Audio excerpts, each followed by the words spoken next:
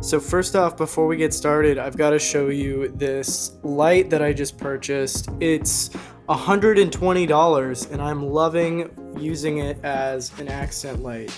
This thing looks great. Tell me if you want to see some kind of review or overview on this light.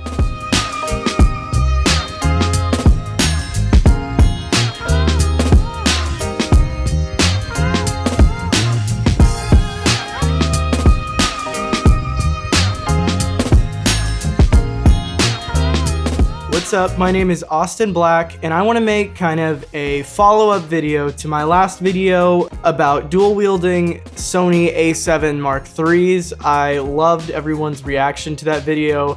I actually posted it in the wedding film school community and got a lot of interesting responses. So I want to go and kind of give a few more things that I think maybe aren't quite as unique to me, but a few more things that we do to get cinematic wedding films. Okay, so I want to start with what's in front of the camera. One thing that has been huge for us is last year we bought the Sigma 24mm f1.4 and the 50mm f1.4. These lenses have been just amazing. I'm in love with the quality of these lenses. I find that they're just really punchy and have great contrast and just look amazing. You know, I think stepping up from a lens like this, the Sony 85mm f1.8, this is a great lens, but I've just noticed it's a little bit lower contrast and not quite as sharp and punchy looking as the Sigma lenses. So look for us to get some more. Actually, we're looking to get the 135 to kind of take over the role of this 85. But I think having these Sigma lenses has been a huge boost in our production value overall. Another thing I want to talk about is I love to use ND filters actually, and I know a lot of wedding filmmakers that say it's too much to do on a wedding day. You know, you're already handling so many things happening at once. Why add another layer? You can just shoot in slow motion or you can crank your shutter. I find that it is completely worth it to shoot with ND filters. What I really like are the Polar Pro Quartz line of ND filters. I have the ND64 PL and another ND64 that they sent me, and I just love these filters. They're super good quality. I've used other filters on the market, mostly variable stuff from Tiffin and SLR Magic, but these filters are just so simple, and I think having just the solid ND is actually better than doing the variable. And I do like the ND64 because it allows me to shoot wide open a lot of the time in bright daylight, and if I need to, I can boost that ISO a little bit to stop down if I want to. Something that I do that kind of opens it up where I can quickly change these ND filters are the zoom magnetic adapters. These things are great, so I can just pop the ND filter from the 24mm, put it on the 50, or just take it off, put it in my pocket. This makes it really fast if you're transitioning from indoor to outdoor, because I know, you don't want to deal with cross-threading and everyone else is getting ready for the first look and you've got your filter stuck. So stuff like that really sucks, and these zoom filter holders are amazing. The next thing we do to make wedding films super cinematic is we spend a lot of time looking for music, and I think that MusicBed has been the best resource for us to find quality music that we can license for a monthly fee. I like that they have lots of indie stuff, kind of indie folk vibes are some of the best songs for wedding films, I think. It sounds really modern having these kind of more legitimate artists than something like Artlist. I think Artlist kind of sounds like stock music. I mean, I also use Artlist, I just don't like it quite as much as MusicBed. And I think it's important to use editing to really highlight emotional moments, not just, having them kiss right when the music builds, but, thinking of every little moment and where you can place it within the song to create that emotion. I think the wedding trailer that I just did is a really good example of doing this.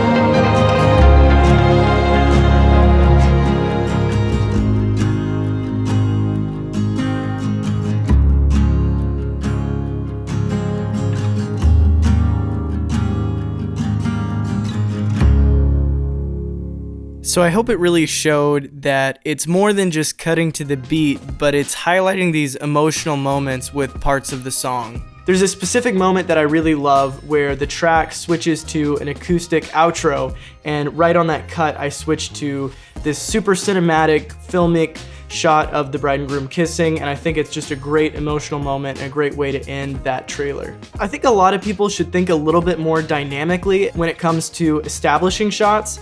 Establishing shots are really important, but I think in terms of wedding films, people over-rely on just these basic drone shots or these basic gimbal shots, and it's almost like this cookie cutter feel. I think just really focusing on the details you want to highlight about a venue and thinking of how they can be dynamic. So for example, I'm going to take you back to that trailer. I think having the opening shot of that tree is really nice because it comes back into play later on in the double exposure. And I mean, honestly, the building wasn't the prettiest thing, so highlighting this tree I think was great, especially considering it was an outdoor ceremony.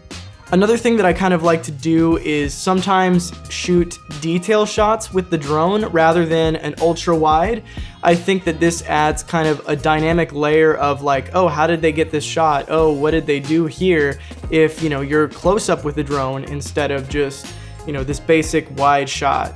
I want to talk a little bit about how I light the toast. This is something that I'm super meticulous about, and I think it's really advanced for wedding filmmakers to set a spot and light it exactly how you want to. Because, you know, venues sometimes suck, sometimes there's not enough space, sometimes people stand in front of your lights. So I think this is something really difficult to nail every time, but I want to break down a few of the shots that I thought were really good, that worked out for me. So here's a great example of what I try to do when I'm lighting toasts. You've got great contrast on the face, you've got great shape being created by the light, you've got a great background, great composition. I lit this with the 300D gelled orange. It was up high, and then I had a mini 20D. That's the daylight balanced one, kind of hitting him from the side, giving him a little bit of blue edge. I like this.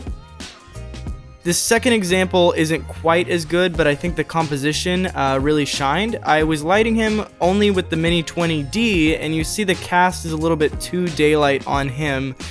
But I really like the composition here. I like that you can see the bride and groom kind of shooting over their shoulder. I like the depth being created, so I think this is another good example overall. Another thing we like to do, I know filmmakers like Matt Johnson do this, but they film the dancing shots at a higher shutter speed. They break the 180-degree rule.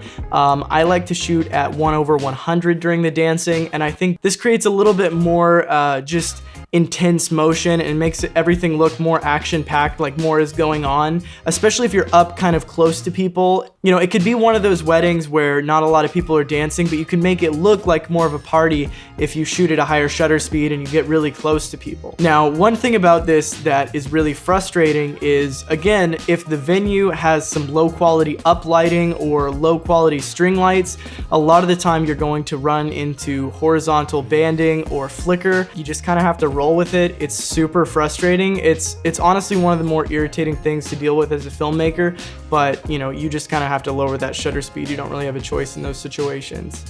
We also don't really shoot slow motion that much during the day.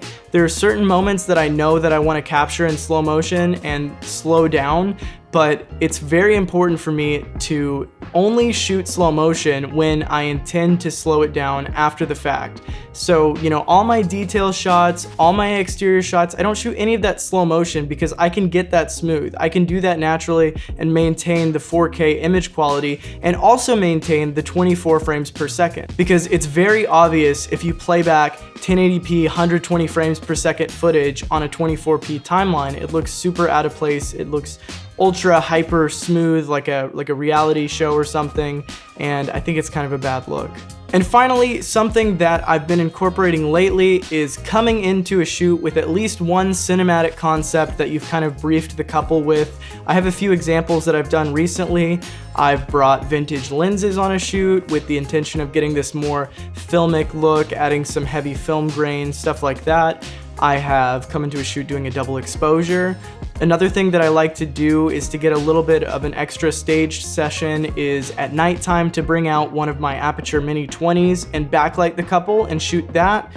Those are always super cinematic, and it just takes a second to do and adds just an extra layer to a wedding film, I think. Sometimes I want to do a time lapse where you can see the stars at night, and that's just all about whether or not the venue is a good one for that.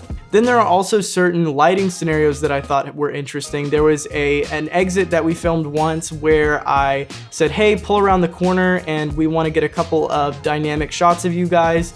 We put an MX and an M9 in the car with a blue and pink light. It looked really cool, and then I also had time to fly the drone and capture the exit with the drone, which was super cinematic and looked really great in the end product. So what I want to do next is I want to go through my wedding film school post because you guys had some great commentary on my system, and you guys gave me kind of your own systems that you think might work better. So I wanted to kind of respond to some of these comments. I thought it'd be kind of fun to do on the channel, so here we go. Okay, so here is the post. You got a really funny picture of me with the two A7 IIIs. This was one of my favorites. You had this guy photoshopping multiple A7 IIIs. So let's see. With the stabilization, I think it's a cool idea. Be nice to have both a wide 50mm or something. Sometimes I hold my gimbal next to my tripod with the longer lens to have two shots for stuff like the first dance. So I had a lot of people talk about having a camera set up on a tripod or a monopod and then shooting with a gimbal next to it. And I feel like that's almost a different thing, because when I've got both cameras in my hands, I can be getting close up with this camera and I can quickly tilt up and tilt down with the action. I think you're limited if the camera's on a tripod because you can't constantly be moving it. You know, let's say a groom is getting ready by a window, right? You want the handheld camera to be getting close-ups of his hands, of his face, and that's moving all over the place. You can't do that unless you have a second camera op on the tripod. And even then, I like to have 3 camera angles, even if I do have a second shooter. So this guy says, perhaps add some sort of mount between your crotch to alleviate some of the weight. And I think that that is a fantastic idea. I run with the Ronin S during the ceremony, and that thing gets so heavy after a while. So somebody said, increases the chance of messing up both shots. And I think that this is definitely true, and I think shooting like this takes a lot of practice, but from my own experience, I have not ruined both shots a single time so far. So a lot of people said this too. If it works for you, do it. Another option is shooting with one camera and then cropping in post to turn one shot into 2. We do this a lot and you couldn't tell the difference. GH5 shooting 1080p, 10-bit or 8-bit slow-mo. So yeah, people say shoot 4K and you can punch in. The difference between a 24mm and a 50mm is pretty much 2x. So you're cropping 200% into 4K. I think you're going to have a significant drop-off in image quality between those two.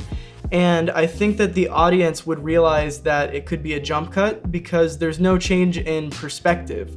So when you're going from a 24mm, which is kind of on the wide angle side of things, to a 50mm, you have a change in perspective. So I think it works a lot better than simply just cropping into 4K. Eli says, that's great when you're young, but as you get older and you keep doing that, your shoulders will hate you. Yeah, that is definitely another thing about it is very tiring. Do this for a couple years and the long-term effects can be devastating. Yeah, I think that he might be onto something. Jason Vong says, I do this too. Cool to hear from Jason, and yeah, love it. I think that's great. Anthony says, I tried this, but it kills my creativity. I definitely could see that being a problem. You're dealing with so much mental bandwidth just from running 2 cameras that you may not be able to also think about creative composition and other things like that. So I totally get that. Eddie says, I do more or less the same but easier, Sony a7S II and RX0 on top. I think that's another great way to do something similar. The RX0 would be a great little camera to mount. I mentioned an example with a Osmo Pocket, and I think both of those are pretty cool. Paul says, congratulations, you just became a meme candidate in the videography community. Danielle says, it's so shaky, and I do like the concept of having a zoomed in shot versus wider shot, but couldn't you just have one camera on a monopod or gimbal, take a shot from further away, then step closer for another shot? Why do you want all double of the same shots? I think it goes back to the change in perspective, and as far as the shakiness, I really like having more of the handheld look in my wedding films. I think it adds an interesting dynamic, and I think there's really nuance to everything that you do, including camera movement. Just because there is some kind of handheld shake doesn't mean that the shot is bad or unprofessional.